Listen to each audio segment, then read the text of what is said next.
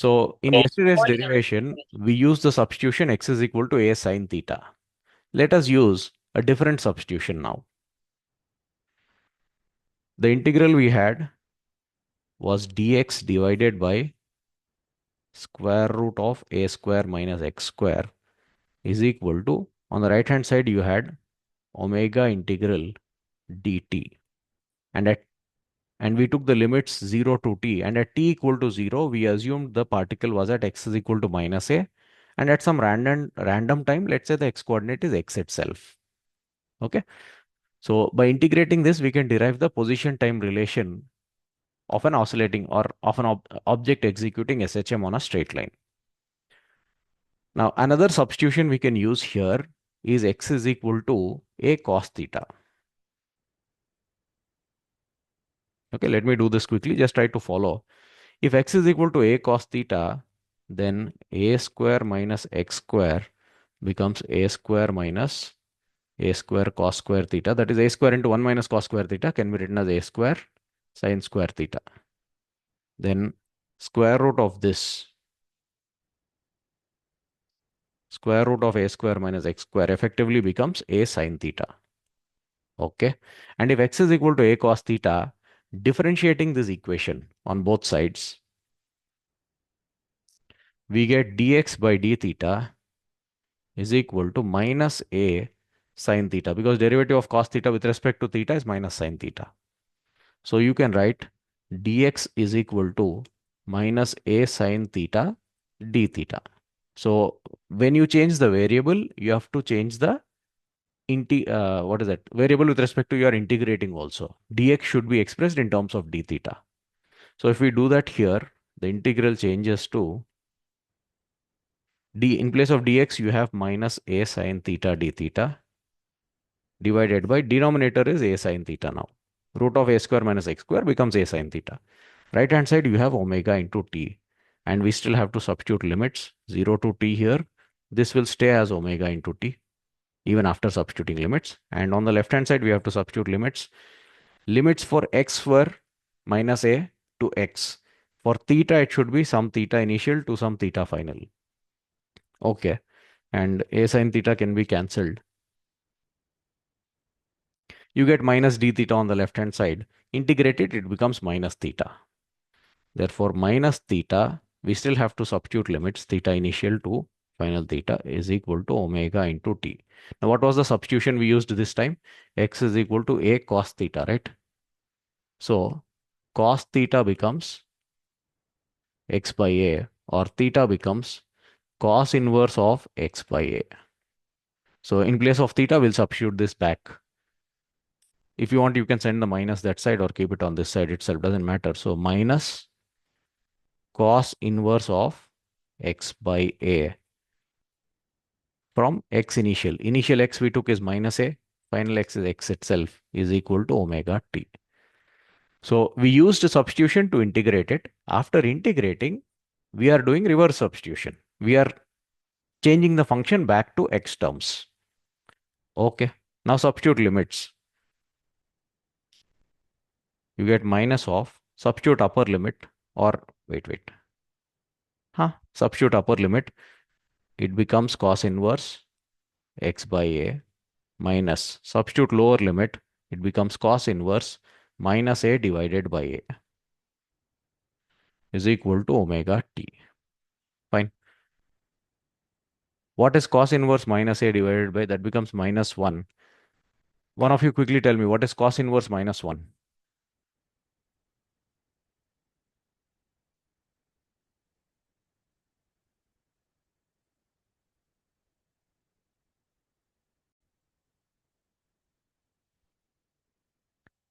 Right, I got one answer as 180, another answer as 0 or 180. It cannot be 0. Cos 0 is plus 1. Cos 180 degrees is minus 1. And anyway, you're not supposed to use degrees here. You are supposed to substitute in radians. So this becomes pi. Okay. Now send the minus to that side also, doesn't matter. You get cos inverse x by a minus pi is equal to minus omega t, or cos inverse x by a is pi minus omega t, or you can write x by a is cos pi minus omega t. And cos theta is same as cos of minus theta. So you can interchange the terms inside. You can write it as omega t minus pi. It's the same mathematically. Okay. Therefore, you get x is equal to a cos omega t minus pi. This is also a solution, or this is also a possible position time equation or displacement time equation. Yesterday, using substitution as x is equal to a sine theta, we got x is equal to a sine omega t minus pi by 2. That minus pi by 2 came from the initial position x is equal to minus a. Okay. Similarly, today using the substitution x is equal to a cos theta, we got the equation like this. X is equal to a cos omega t minus pi. This minus pi came from the fact that it was initially at minus a. Okay. Now, you don't have to do a separate integration every time. You can relate these two also. Yesterday's solution was x is equal to a sine omega t minus pi by 2, right? Now, one of you quickly tell me, sine theta can be written as cos of theta plus or minus what?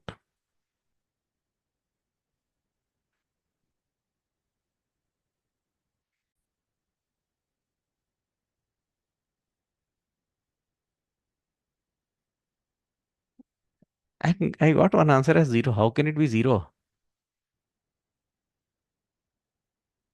If you substitute 0 here, then you are indirectly saying sine theta is equal to cos theta always. That doesn't make sense. Okay, I got one answer as pi by 2. They gave the answer as 90, but it's pi by 2. Okay, but plus pi by 2 or minus pi by 2?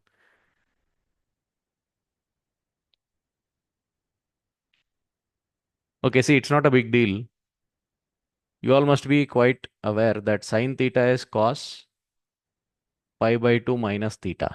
Okay, and inside the cos bracket, you can interchange the terms because cos alpha is same as cos of negative alpha. So you can write this as cos of theta minus pi by 2 also. That's all. That is what I was looking for. Now, this is yesterday's solution. X is equal to a sine omega t minus pi by 2. You can express the same in terms of cos directly. Sine can be expressed as like omega t minus pi by 2. You call it as theta now. Now, if you want to change it to cos, you need to write cos of theta, which is omega t minus pi by 2, minus another pi by 2. That's all. And that's the solution that we got today. A cos omega t minus pi. Okay. Uh, you should be very comfortably able to convert from sine to cos, cos to sine, because see, they can ask you a problem. They can give you a problem and give you options in terms of sine function or in terms of cos function. Okay. Now, whenever we solve problems, we are going to get the answer in terms of sine itself. If required, we can easily convert it to cos like this. Okay. Now let's understand these solutions that we got. X is equal to a sine omega t minus pi by 2, or x is equal to a cos omega t minus pi. As we know, x is nothing but the displacement from the mean position as a function of time t. Substitute t0 in any one of these equations, you substitute t equal to 0. What does the sine function become? X is equal to a sine omega t. T is 0, so it becomes a sine minus pi by 2. Sine minus pi by 2 is minus 1, so x is minus a. That makes sense. We derive this solution assuming that the particle is at x is equal to minus a initially, and we get the same result. At t equal to 0, x is minus a. Even in the cosine function, if you substitute t as 0, you'll get the same solution. Okay. So let's concentrate on the sine derivation itself. Where did we substitute the limits? This equation. Sine inverse x by a, x initial to x final is equal to omega t. You have to keep this equation in mind.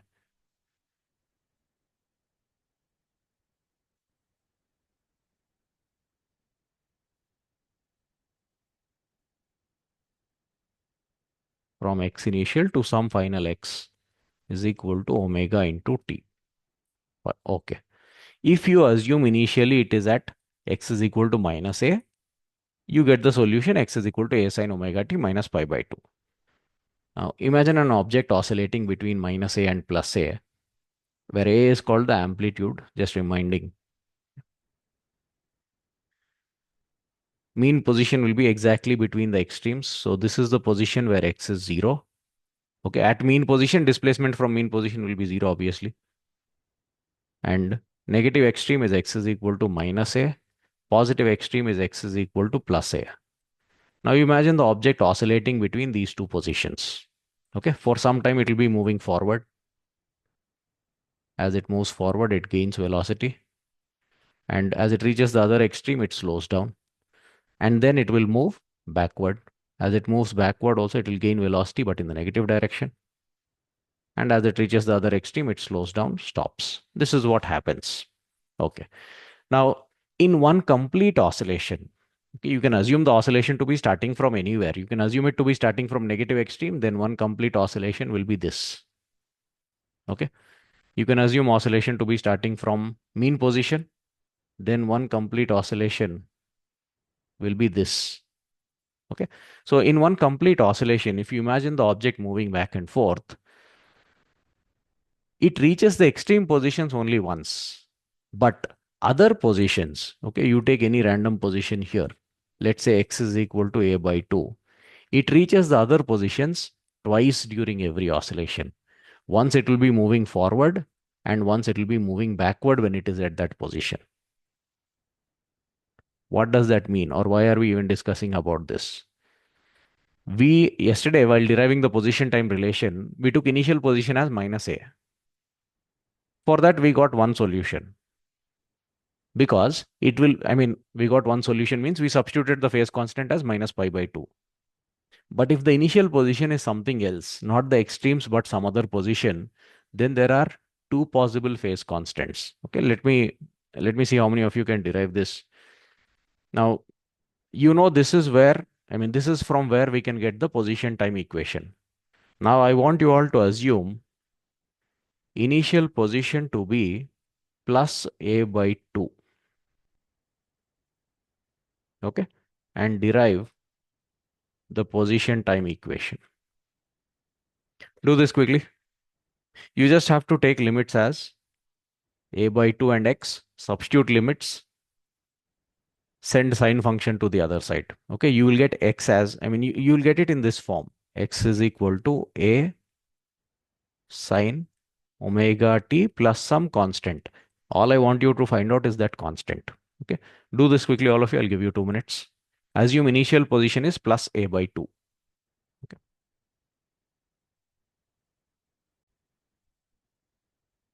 Okay, I got one answer as a sine omega t plus pi by 6.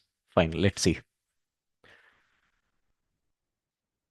When you substitute the limits, the equation changes to sine inverse x by a minus sine inverse a by 2 divided by a is equal to omega t. A by 2 divided by a is nothing but 1 by 2. So substituting that here, you just have to think of what is sine inverse 1 by 2. Now sine of what angle is 1 by 2?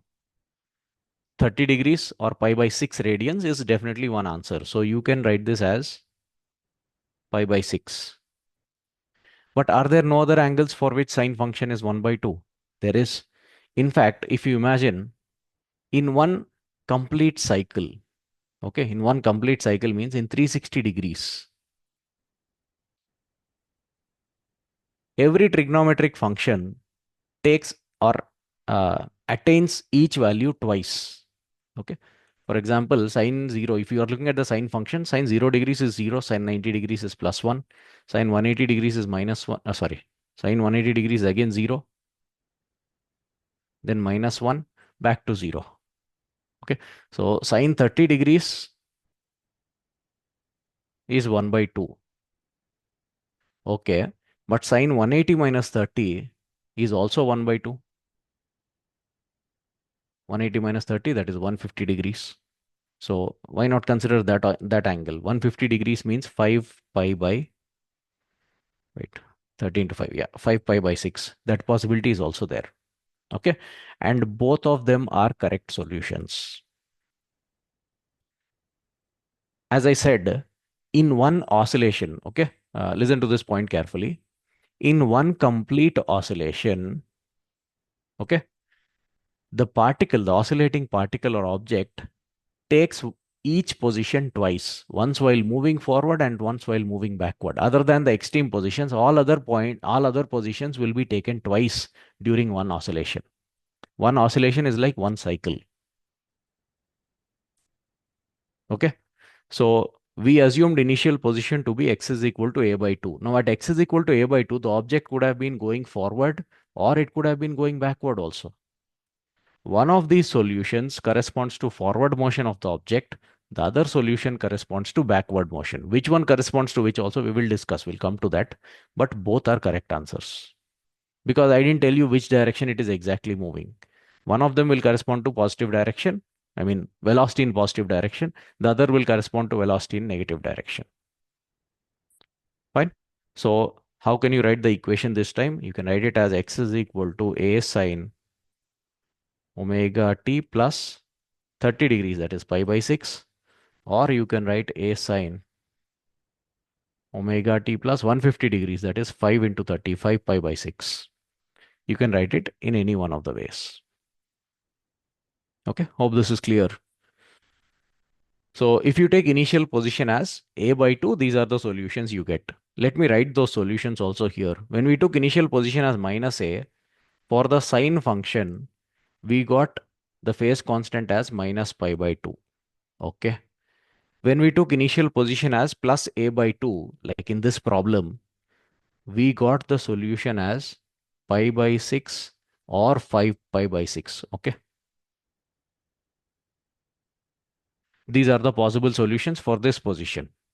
When initial position is negative extreme, there was one possible solution. And when x is equal to plus a by 2 initially, we got two possible solutions like this. Okay. Now solve this problem, all of you. Assume initial position is x is equal to 0.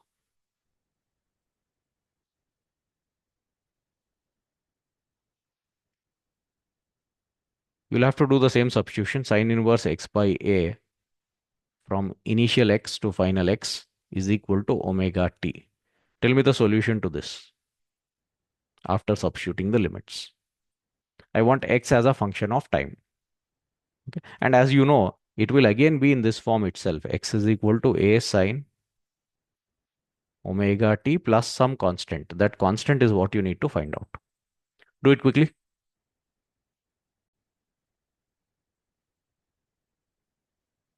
Right, I got two answers as, okay, one of them was x is equal to a sine omega t. You mean to say that the constant is 0. I got another answer as 0 or pi. Good. So basically in the integral, you'll get sine inverse of 0. Sine inverse of 0 can be taken as 0. You can take it as pi also. Fine. Like in that 0 to 360 range, 0 is one solution. 180 degrees is also a solution. So 0, it can be 0 or pi. That means if the initial position is x equal to 0, the phase constant in the sine function can be pi, it can be 0. And it makes sense. At this position also, the particle could be moving forward, it could be moving backward, no? So one solution, 0, will correspond to one direction. The other solution, pi, will correspond to the other direction. That's all. Similarly, if you take initial position as x is equal to plus a, let x initial is equal to plus a at t equal to 0, then you will get the equation like this. You will get the equation as x is equal to a sine omega t plus pi by 2. Because this time you will be getting sine inverse of plus 1. Sine inverse of plus 1 is pi by 2. Okay. So if you consider one complete cycle,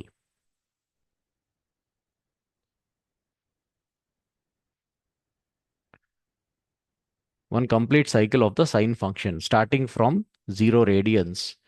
The values change from 0 to +1. Okay. For an angle of pi by 2, it becomes +1. Then for an angle of pi, it becomes 0 again. Then for angle 3 pi by 2, it becomes -1. And for angle 2 pi or 0, 2 pi or 0 is the same thing. It comes back to 0. That is one complete cycle of the sine function. Okay. Now, we discussed this also yesterday. For the negative extreme, minus pi by 2 is one way to write. You can write it as 3 pi by 2 also, 270 degrees, as Aishwarya gave the answer yesterday. So, observe what we can conclude from all this. If an object is oscillating on a straight line like this, and you are trying to write the solution in this form, x is equal to a sine omega t plus some constant. If you are trying to write the solution this way, then if particle is initially at 0, you had two possible solutions. The phase constant could be 0 or it could be pi also. For negative extreme, you had 3 pi by 2. We are looking at the range 0 to 2 pi, 0 to 360 degrees. Okay. So in that range, I am writing what possible phase constants can be obtained for each position. For the negative extreme, the possible phase constant is 3 pi by 2 in this range. Only for one angle, it will get -1. Sine will become -1. But there will be two angles for which the sine function becomes 0. One of them is 0 degrees, the other is 180 degrees. So mean position, there are two possible phase constants. Then positive extreme. Positive extreme, the phase constant is plus pi by 2. Okay. For x is equal to a by 2, for this position, we got two possible phase constants again. Pi by 6, 30 degrees was possible. 5 pi by 6, 150 degrees was also possible. This is x is equal to a by 2. You can look at x is equal to minus a by 2 also if you want. For minus a by 2, the solutions you get will be minus a by 2. Initial position is minus a by 2 means sine function has to be minus 1 by 2. When is sine function minus 1 by 2? Minus 30 degrees is possible. Minus 30 degrees means plus 330 degrees. That is 11 times of 30 degrees. So 11 pi by 6 is one solution. Another solution is 180 plus 30. 180 plus 30 is 210. That is 7 times of 30. So 7 pi by 6 is also a solution. Okay. For initial position minus a by 2. So for extremes, there is only one possible phase constant within this range. But for every other position, there are two possible phase constants. One of them corresponding to forward motion, one corresponding to backward motion. Now, which corresponds to which? That depends on the velocity function. Positive velocity or negative velocity. Based on that, you have to choose the phase constant. Okay, listen. We got the position time equation, right? X is equal to a sine omega t plus phi.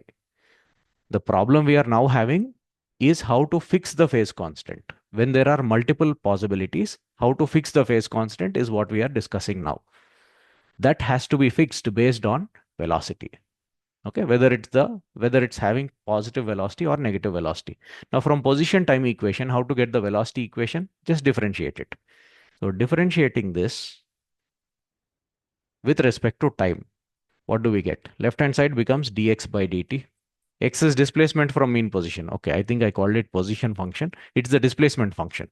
X is displacement from mean position. So its derivative becomes velocity is equal to right hand side. If you differentiate, a is amplitude, which is a constant, stays as it is. Sine derivative is cos. And you are differentiating with respect to time. Time inside has a coefficient omega. So you will have to multiply it with omega also. Like for example, derivative of cos x with respect to x is, okay, derivative of sin x with respect to x is cos x. But if you want to, wait, cos x. But if you want to differentiate sine of ax with respect to x, then the answer will be a cos x. Okay, you'll have to apply chain rule. You people must be quite comfortable with that by now. You would have done it in maths also a lot of times.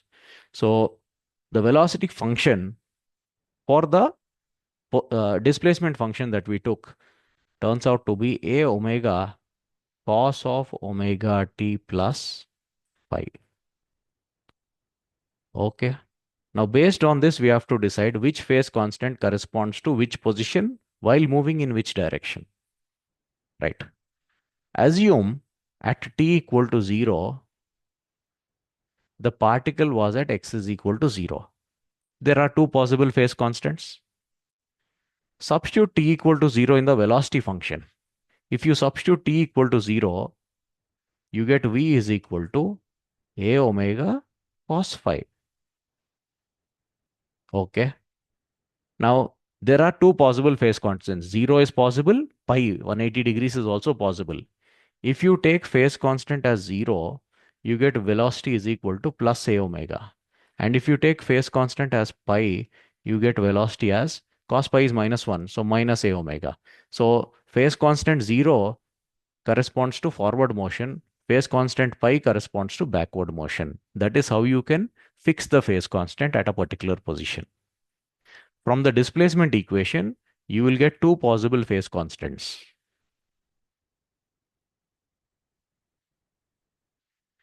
By substituting those possible phase constants in the velocity function, you can fix one of them. Okay? Or you can easily remember all this also. It won't take it won't take much effort. So if initial position is x is equal to 0 and the object is moving forward, then the phase constant is 0. If it is moving backward, the phase constant is pi. That is what we found out. Next, suppose initial position is a by 2.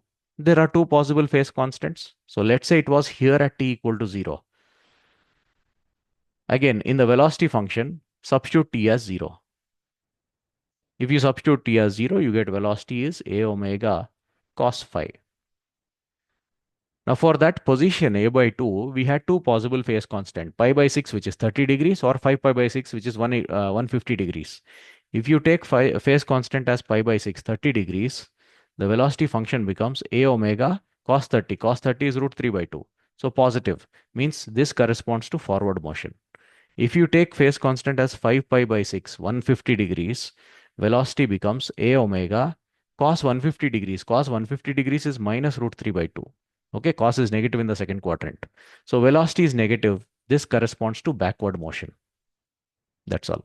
So suppose initial position was x is equal to a by 2. Then if the object is going forward, the phase constant you should use in the sine function is pi by 6. If it is going backward at that position, then the phase constant you should substitute is 5 pi by 6. And by now, you can understand a pattern here. See, 0.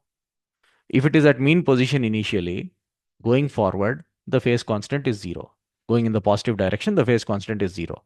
Then here it becomes pi by 6, means 30 degrees. Here it becomes pi by 2, means 90 degrees. While coming back, it becomes 5 pi by 6 here, means 150 degrees. You can see it gradually increasing. Okay. Mean position going forward, the phase constant is 0. If it is at a by 2 going forward, it is 30 degrees. If it is at positive extreme, it is 90 degrees. If it is at a by 2 going backward, it is 150 degrees. If it is at mean position going backward, it is 180 degrees. Okay, and continue that. At this position, it should be between 180 and 270. 7 pi by 6 or 11 pi by 6. 7 pi by 6 falls between 180 and 270. So while going backward, the phase constant here at minus a by 2 should be 7 pi by 6. 7 pi by 6 means 7 into 30 times. That is 210 degrees. Okay. Continue that pattern. Then here it is 270 degrees. Again, continue the pattern. If it is going forward at x is equal to minus a by 2 initially, then it will be 11 pi by 6. 11 times of 30 degrees, which is 330 degrees. And finally, you return to the starting point again. It will repeat the cycle. So you can even remember these phase constants and substitute them directly, or remember this general pattern. If you are writing the solution in terms of the sine function like this, then These are the possible, or not possible, these are the phase constants in the range 0 to 2 pi. Okay. So from the displacement time equation, x is equal to a sine omega t plus phi, we get two possible phase constants for each position in each cycle. Now, which phase constant should be fixed depends on velocity. So you can take help of the velocity function, or you can remember this pattern.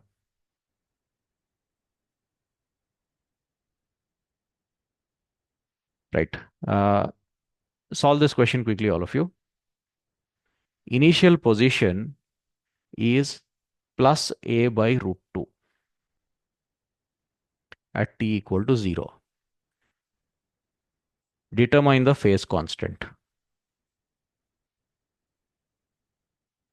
for the sine function. I want you to give the phase constant within the range 0 to 2 pi. Okay. I got two answers, both of them with two possible phase constants, pi by 4, 3 pi by 4, or 45 degrees, 135 degrees. You learned how to fix the phase constant, no? Okay, I didn't tell you which direction it was moving. Fine, my bad.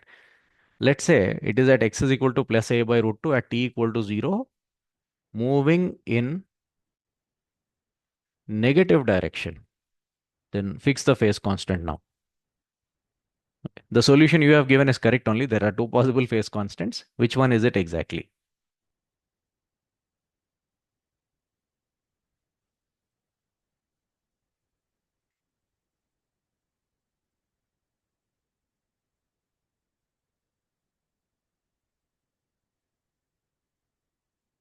Will it be plus pi by 4 or will it be plus 3 pi by 4?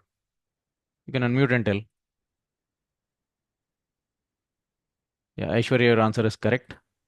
3 pi by 4. 3 pi by 4. Good. If it is going forward, it will be between 0 and pi by 2. That means it would have been pi by 4.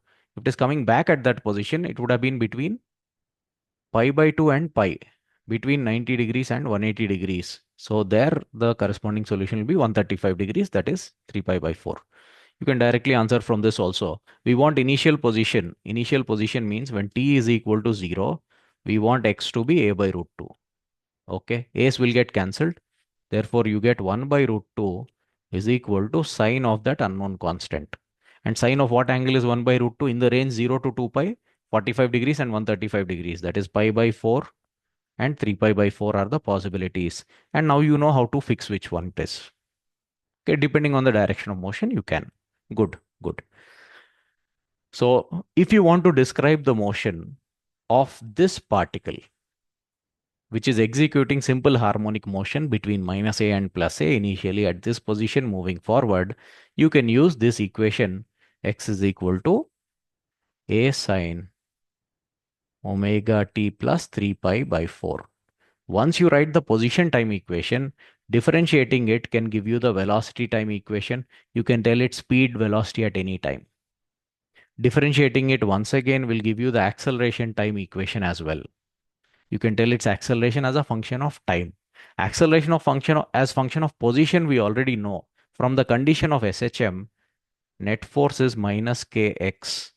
You get acceleration is minus k by m into x, which is what we write as acceleration is minus omega square into x. Okay, so acceleration as a function of displacement we already know. So, but from position time equation, differentiating you get velocity, differentiating you get acceleration as function of time also. That's also possible. And you don't even have to differentiate so many times. You got position time function, no? Substitute that here, you'll get acceleration as a function of time. That's all. So you can write acceleration is minus omega square times. In place of x, you substitute that function. A sine omega t plus phase constant. In this case, it is 3 pi by 4. So that way you can tell acceleration as function of time directly also. Okay, but you should be very comfortable and confident in deriving the position time function.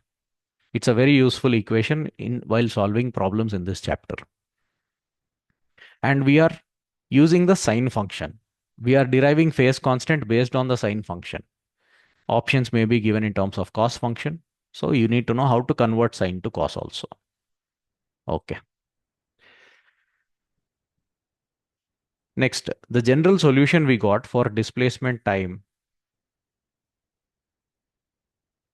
is this.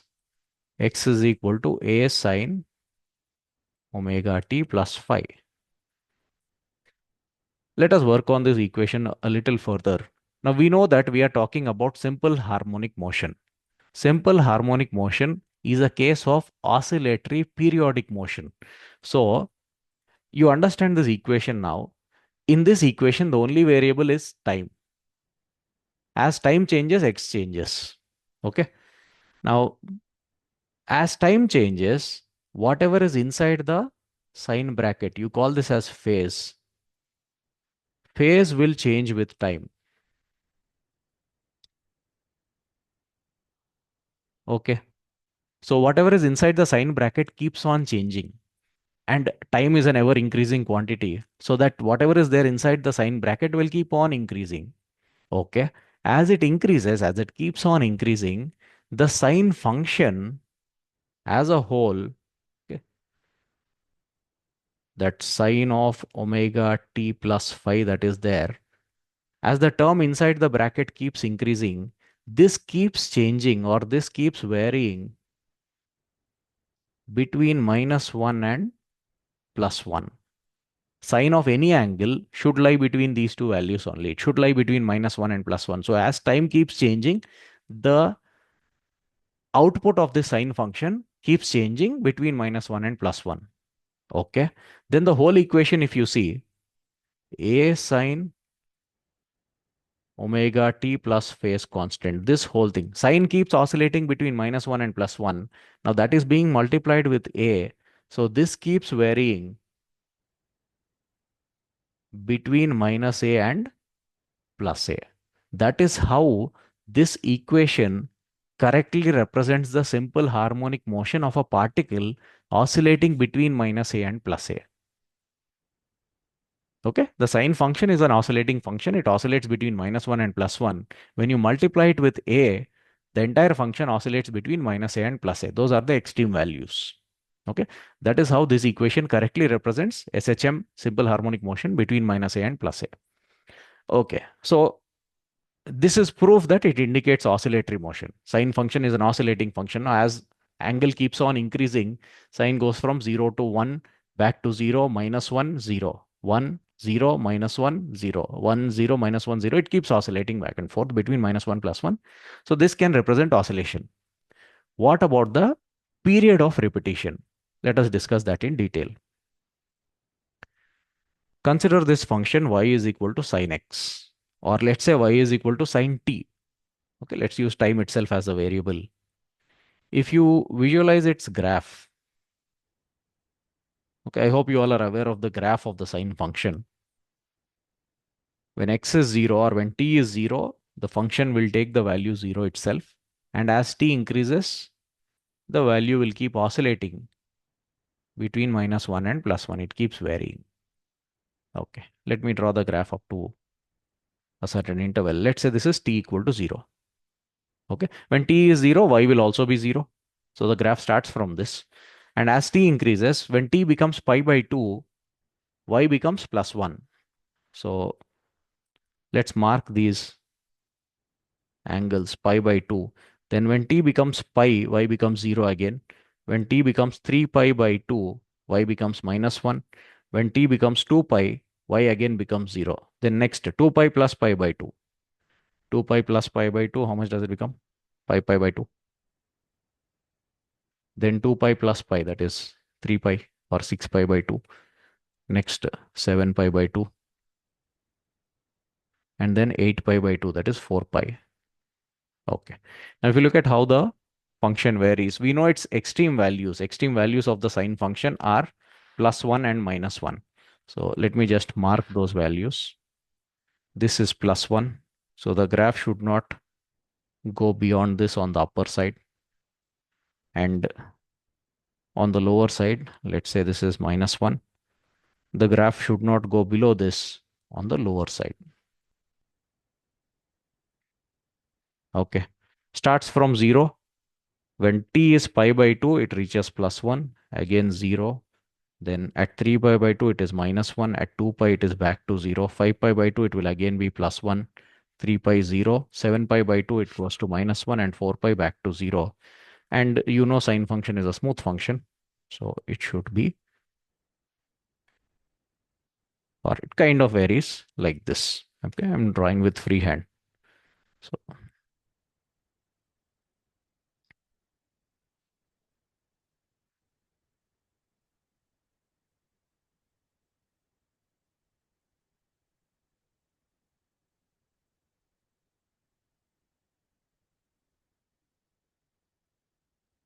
okay.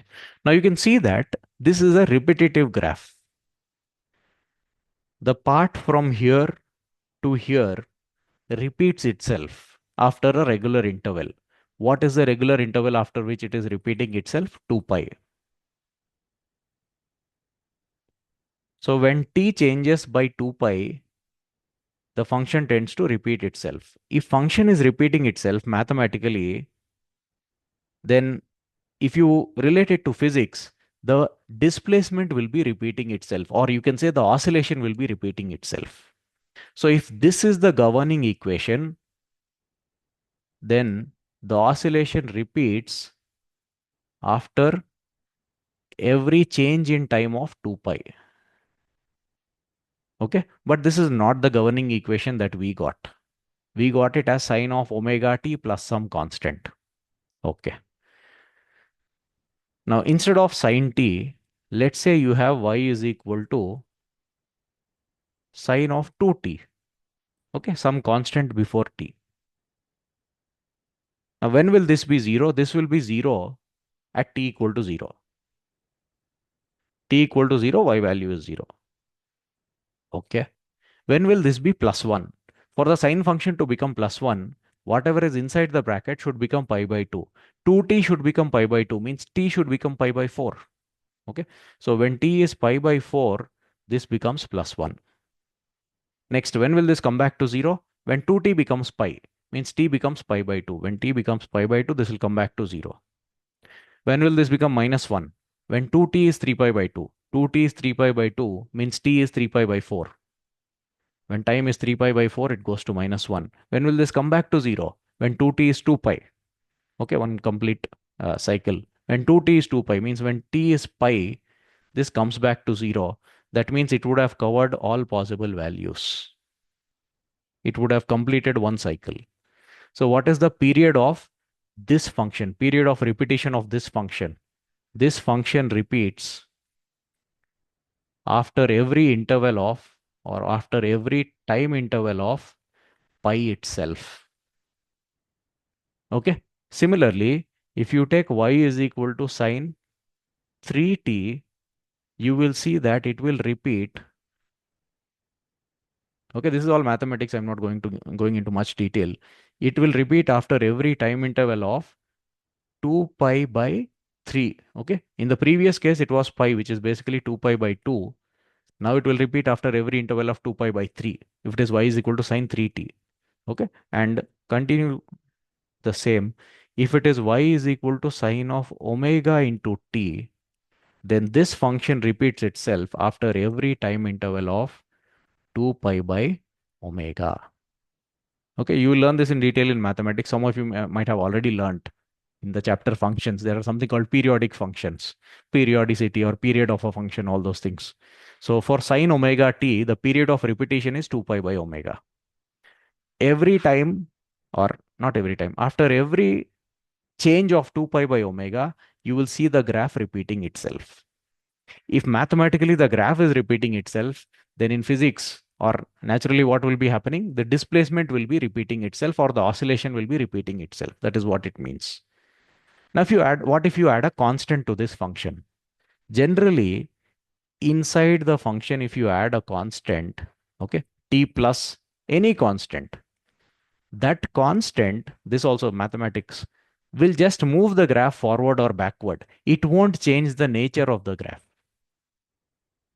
Okay. The difference between f of x and f of x plus something, let's say x plus 1, is just the position of the graph. If f of x graph, if you know the graph of f of x, then f of x plus 1 will just be a graph shifted by 1 unit in the backward direction. But the period of repetition will not be affected by that constant. Okay. So therefore, it is, if it whether it is y is equal to sine omega t, or whether it is sine omega t plus some constant, the time period, the interval of repetition will be 2 pi by omega itself. Now, the solution we derived for linear oscillations is x is equal to a sine omega t plus phi. Now, a is also just a constant. It's just a constant of multiplication. It doesn't affect the time period. Like, if it's just the sine function, the extreme values are plus 1 and minus 1. If it is multiplied with a, then the extreme values will be plus a and minus a. That's all. But the period of repetition won't get disturbed by that constant of multiplication. Fine. Therefore, oscillation which is represented by this equation repeats after every time interval of 2 pi by omega. What was omega? If you remember, we had substituted k by m as omega square. That means omega is under root k by m, where k is force constant and m is the mass of the oscillating particle. Therefore, time period of oscillation, which can be expressed as 2 pi by omega, can be written as 2 pi by under root k by m becomes 2 pi root m by k. So if you derive the position time function, not just, okay, you don't even have to derive the position time function. If you know omega value, you can tell the time period of oscillation. Okay. And what does omega depend on? It depends on k, which is the force constant. We wrote F is equal to minus kx, no? So you need to know that force constant and you need to know the mass of the oscillating object. Then you can tell omega and the time period directly. You don't have to derive the position time equation also. Okay. Under the influence of this kind of a force, the object will execute simple harmonic motion. Means it will definitely execute periodic motion. What is the period? 2 pi root m by k. So if you know the force constant and mass of the object, you can tell the time period. And this is very, very important because most often the questions asked from this chapter will be related to time period of oscillation only. They'll give you a system and ask you to derive the time period of oscillation. Okay. I hope you understood how we relate time period to omega. Okay. Using that position time function, which was a sine function, and using the fact that sine is a repetitive function, we derived an expression for time period of oscillation, 2 pi by omega, which is 2 pi root m by k. So if you know mass and force constant, you will be able to tell what is the time period of oscillation. Okay,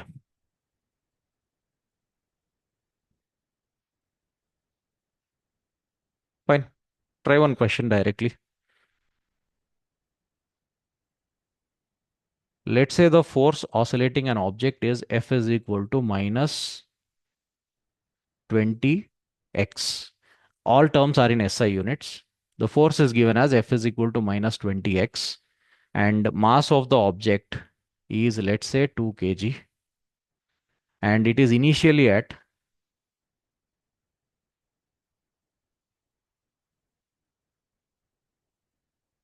okay, wait, I should tell you between which positions it is oscillating also.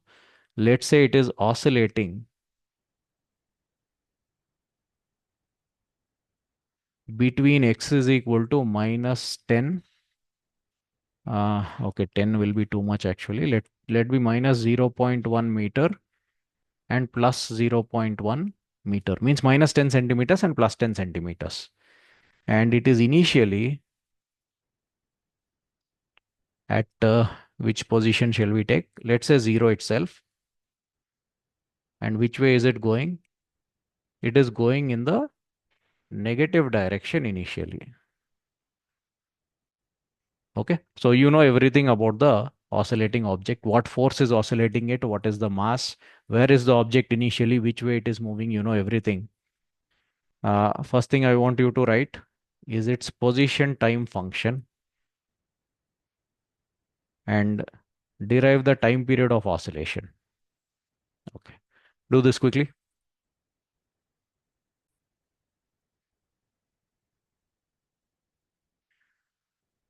Pawan, tell me how much will omega be?